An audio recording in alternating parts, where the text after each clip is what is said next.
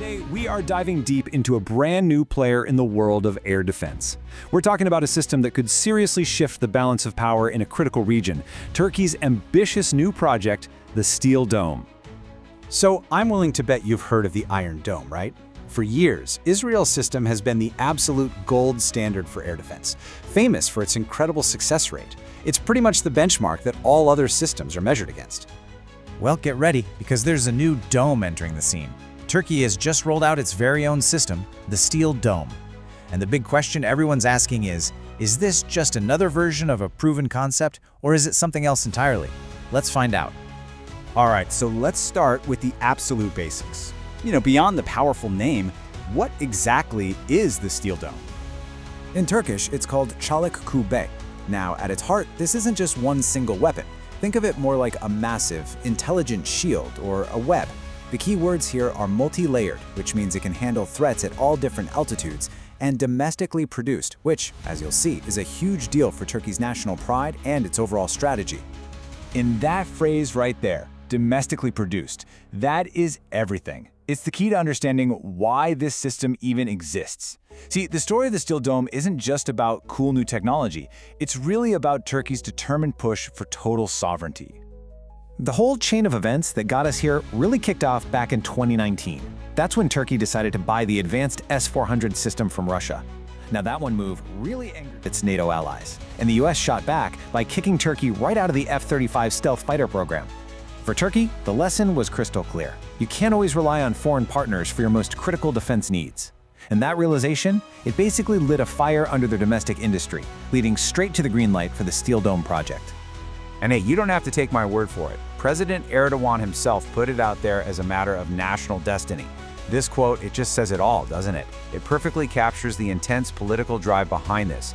For Turkey's leadership, building something like the Steel Dome isn't just about defense. It's about securing the nation's future on its own terms.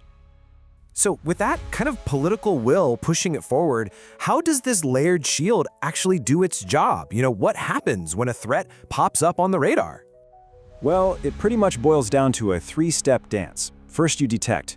Long-range radars and a whole network of sensors spot any potential threat, creating one big unified map of the sky. Then, you analyze. This is where the brain of the operation, a command center called Hakim, uses artificial intelligence to figure out what that threat is in a split second. And finally, you intercept. Hakim decides which weapon is the best tool for the job and lets it fly. The whole thing is about speed, data, and smart, quick decisions.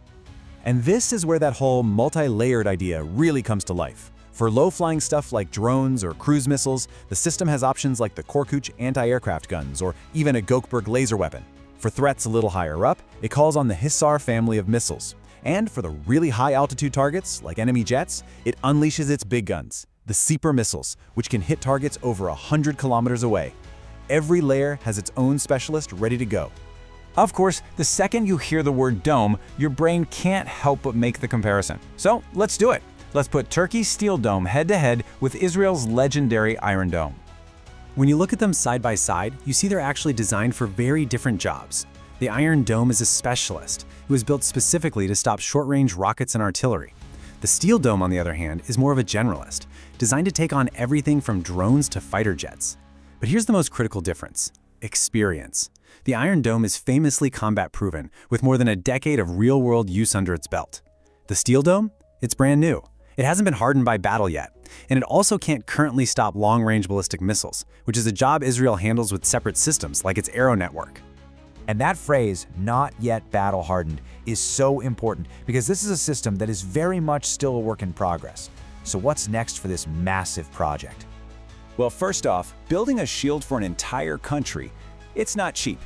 The very first batch, we're talking just 47 vehicles, including the radars, launchers, and command posts, came with a price tag of $460 million. And believe me, that is just the down payment on a much, much bigger national investment. Now, it's super important to understand that while the first parts have been delivered to the Turkish Armed Forces, this is a marathon, not a sprint. The full countrywide, integrated shield we've been talking about, well, that's not expected to be fully up and running until sometime in the 2030s. What we're witnessing right now is just the foundation being laid.